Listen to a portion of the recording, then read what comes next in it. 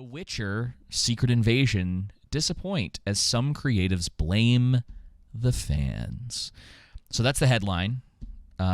Joseph, what was your first impression when you heard this? I died laughing because I'm like, talk about lacking self-awareness, and not only the self-awareness aspect, but just the arrogance that these people have in Hollywood to not have any self-awareness to reflect upon themselves and why their shows absolutely suck. That was kind of my initial thought process. What about yours? Yeah, I mean, this is just more of the same, right? It's kind of like, y'all haven't learned your lesson yet. We've been so consistent with this stuff for especially for the last few years, where it's like, listen, some stuff is good, some stuff is horribly bad. Stop blaming the fans for your thing being really bad. Right. You know, it's crazy. So the article, it talks about how Lauren Hissrich promised to give fans the most heroic send-off in Season 3 for departing star Henry Cavill.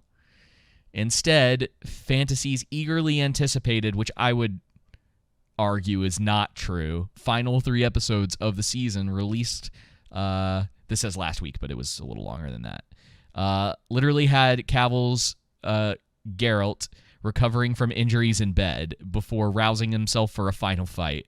So I guess if that's what they mean. And you know what's funny is I had forgotten a lot about Season 1, but do you remember that he spends like 2 or 3 of the last episodes in that like injured on a cart? And I don't think he recovers in Season 1. I don't think it's till the second season that he gets better from those injuries. I completely forgotten about that. I did too. That's too funny. That's basically how the this last season ended, with him being injured, except for in a cart. He was in a bed. Yeah, pretty much. And they couldn't do anything for him till Yennefer showed up. And I was like, Yeah, okay. exactly.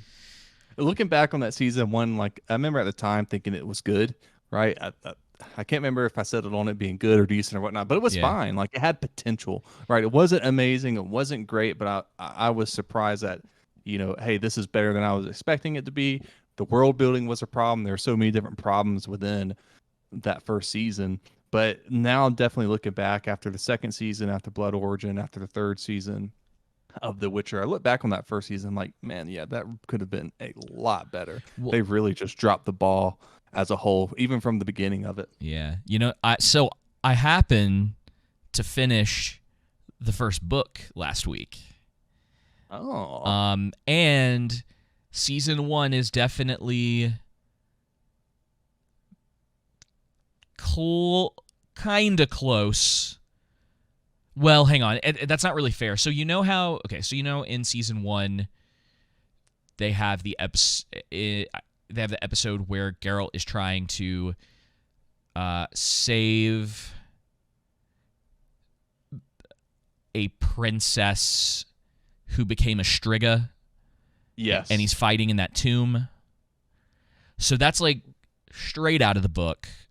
They change a few things for, I would say, modern audiences in the show.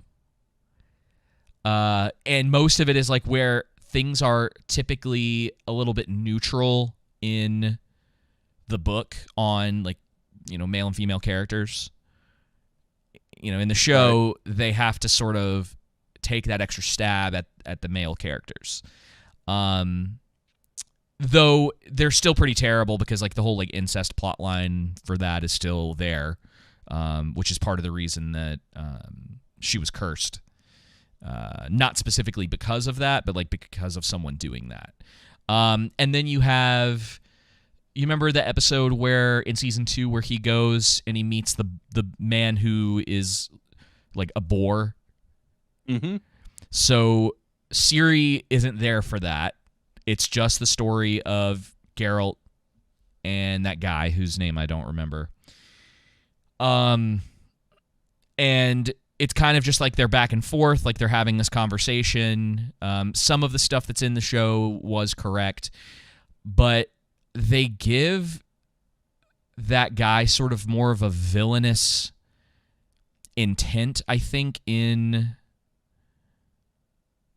the show, because he did something like bad as a kid, and this is kind of the problem with The Witcher, is like I can't outright talk about this stuff on on YouTube. Let's just say that he grapes someone as a kid, but they also imply that it was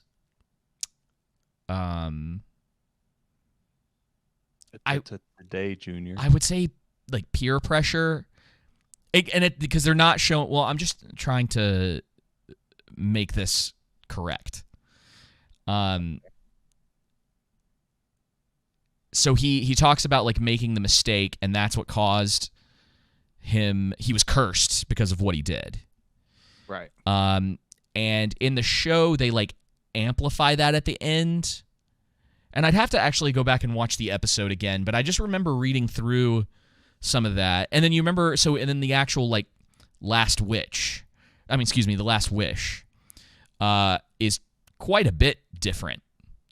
So it was really interesting the way that all played out, and that I think after reading that first book, because there's like 7 of those books.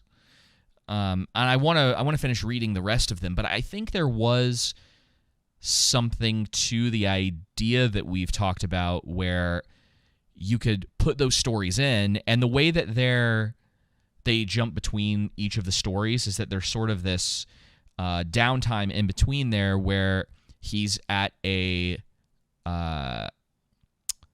like a monastery type place, and he's being healed, and kind of remembering, oh my gosh, dude, her name's slipping my mind. God, it's who is it you talking about? I can help you.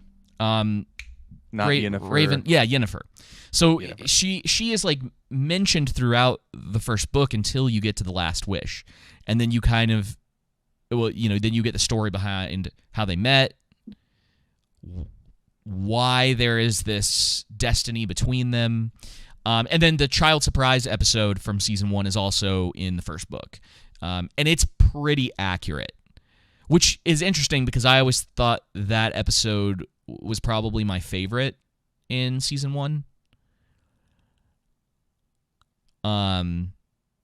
But yeah, it's just really interesting going and finally reading the book and being like, yeah, everything that they pretty much added into it was just stupid stuff that didn't need to be there. And that's how it usually is, isn't it? The same thing we were talking about with Rings of Power, even with Halo, but especially the Rings of Power, was that why are you adding all this unnecessary stuff and making these changes that don't make any sense? Yeah. It's one of those things. I remember listening to, I think, an argument on EFAP when they were talking about this in a similar vein. I can't remember what show they were reviewing or movie, but they got on the topic of changing things from the source material, and they're like, it doesn't really, they're talking about, doesn't matter if you change the curtains, if in the book it's red, hey, the curtains were red, and then you change them in the show to being blue, does that matter? And it's like, well, it's insignificant, but if it's so insignificant, why change it to begin with? Right. And that could be, there's a lot of things that it could be. Right. Maybe it just wasn't possible to get red curtains. And so someone's like, who cares, Yeah. If we were to say like, well, let's say Roach was very the description of Roach was very detailed in the Witcher books. And let's say that it's this specific kind of like white horse, has these like detail, whatever the case may be. And then they just completely change that. And it doesn't seem like they actually put the effort in to try to find the correct, to get it as close as possible. So people are like, oh, cool, they actually paid attention to that kind of detail from the book. I mean, that's the stuff that people like. Versus, you're right, like curtains. It's kind of like, all right, like if you, that's one of those arguments that if we were talking to people, or if like you brought up like, well, yeah, but the curtains were supposed to be red, it'd just be like, okay. Like maybe there's a reason why this was changed. It's like I don't. If we want to, like, I'm not going to take the time to argue about why the curtains should be a certain color. In the same way that I don't always think that the argument for the source material is valid, and it has to come by it comes case by case, because for a while people will be like, well, it's really accurate to the comic, but it's like, but what if the comic sucks? It's like it's not an argument for it being accurate if both things now just suck. So it has to be written well. I think that's one of the things we were talking about with The Witcher. Man, I got so many different comments, but I think people get confused and saying like, well, people don't like The Witcher because it doesn't stick to the source material. I'm like, well, yeah, because that is true, because that is important.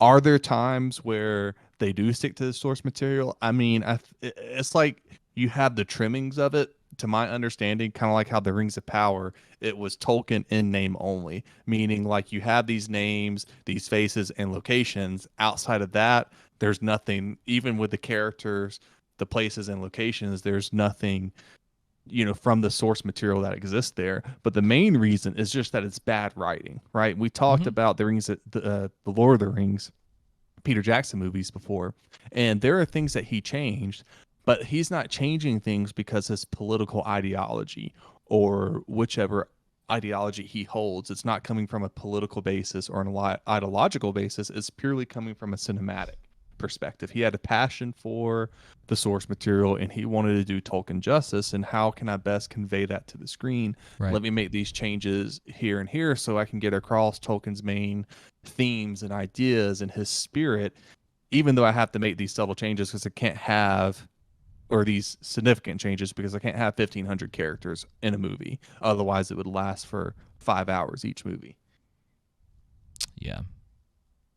So I think people get that misunderstanding, like you're saying, something can suck in the source material. Yeah, then it needs to be changed. But B, it's sticking to the source material and it's good quality writing, basic writing. And it's kind of like we've talked about. It's like the Tom Bombadil stuff just doesn't translate to the screen very well.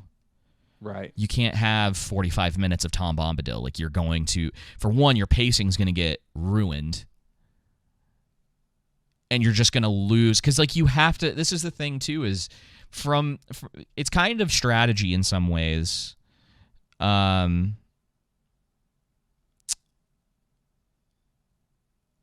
have to consider your normal moviegoer to some extent, especially with something like, especially at the time, that had the budget of Lord of the Rings. Like, you're not gonna be able to make something really niche within that for that kind of money, and that might be part of the problem in what we're seeing now, to a degree, with what they've done ruining a lot of these movies, is that they've tried to make them for very specific audiences. This whole, like, everybody talks about it all the time, but this, like, updating it for modern audiences. It's like, what that's really doing is cutting away a lot of the people that might actually go see this if it wasn't that thing. Yep. In the same way that you have to make certain adjustments for pacing, for, say, like, the theatrical cut of Lord of the Rings. And then what they did, and what most people love now, but this was still the smart way to do it, was to put the extended editions out later. To add all of that extra stuff that still is great, but to put it in later. Just so, especially at the time, people were not into watching, like, 3.5-hour movies. And now they're doing it, and it's awful. Like, I would love if we could go back to an age of, like, hour and a half, hour 20 movies. I miss it so much, man. Like, I miss having that slightly snappier pacing in films. Like, Indiana Jones, for instance. Like, there's no reason for that movie to be nearly 3 hours long, like we've talked about. And it's weird too, considering with a lot of these, and of course I didn't watch Secret Invasion, but I have heard this is the case, that a lot of that is completely unnecessary as well. That you could watch the first and last episode and pretty much get the gist of the show. I'm not surprised by that. Yeah, and so I don't know. When we talk about this whole thing where it's the fans' fault, it's just like do you just want people to stop watching? Like, would you just be like, hey, we'd rather you not watch it?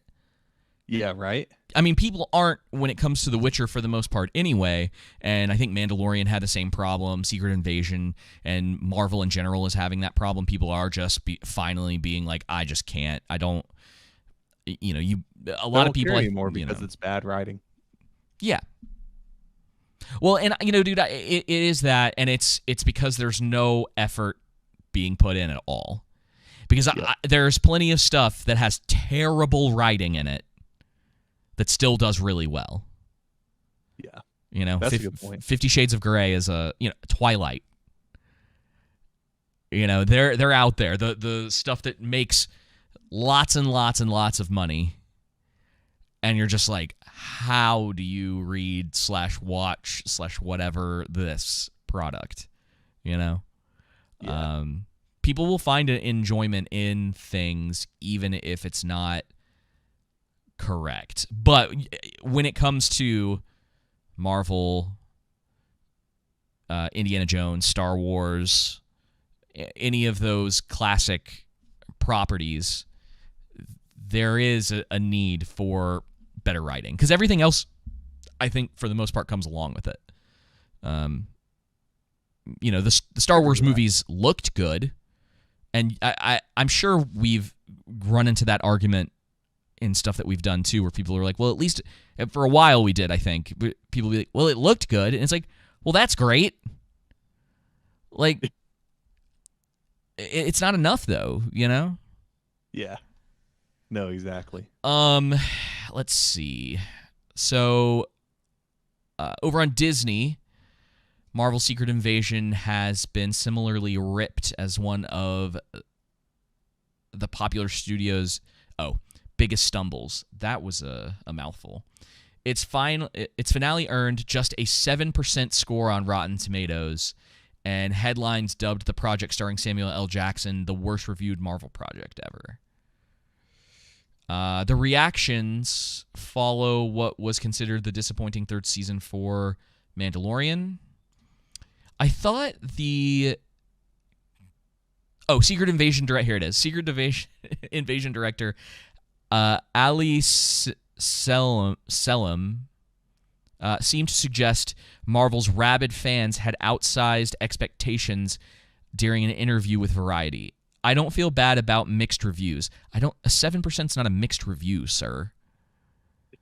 Marvel has a very devoted, even rabid fan base who have expectations, and when their expectations aren't fulfilled, they move in the other direction. They give it a thumbs down, so it's tricky. It's a tricky thing. I'd love it if everybody loved it, but I also don't have that expectation myself. So I feel great about the response to it. What? He then asked, is it our job to fulfill their expectations? Well, yeah, that's probably literally the job. Hollywood Reporter, a little bite back right there. Right.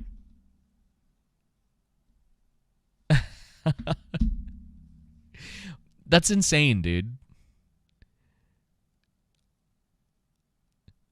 He didn't. I just have to read this again. He says that they have a rabid fan base, and when their expectations aren't met,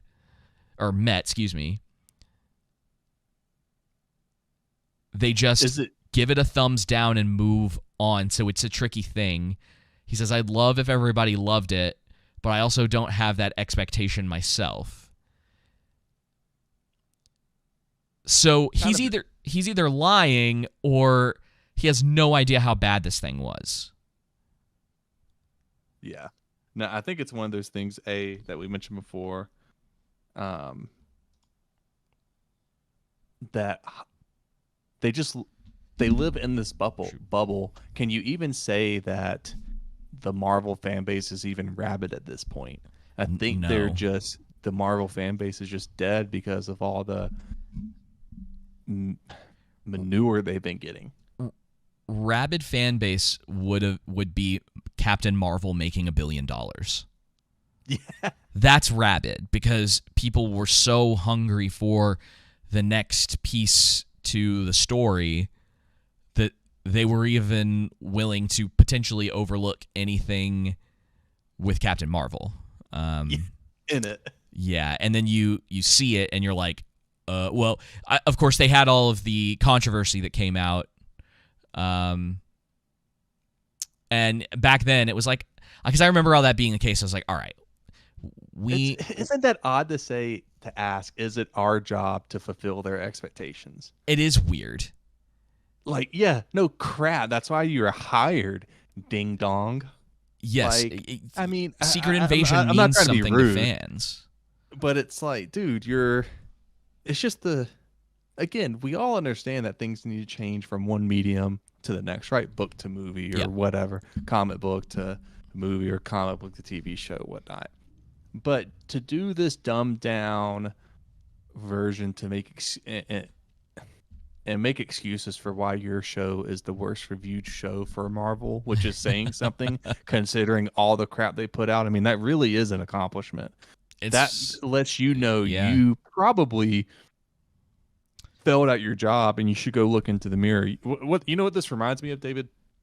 For a while I've been into mixed martial arts. Yeah. And so when I watch a UFC fight, regardless of who it is, and they lose, and let's say they're going to do a rematch, and from the time the rematch is announced, the end of that first fight until the beginning of the next one, if they're making excuses, right, and they're being delusional, they're saying, well, it was the crowd noise got to me, and then like the lighting when I got knocked out, it blinded me, and then this and that, and all these other different excuses they start to make, and they become delusional. And so I know then, like, there's a high likelihood this fighter is going to lose in the rematch because they're not doing an honest assessment of themselves, or they don't have people around them to be able to give an honest assessment of that fight. It's the same thing here. It's like, okay, you failed at the first season, and now with everything that Ali Salim said,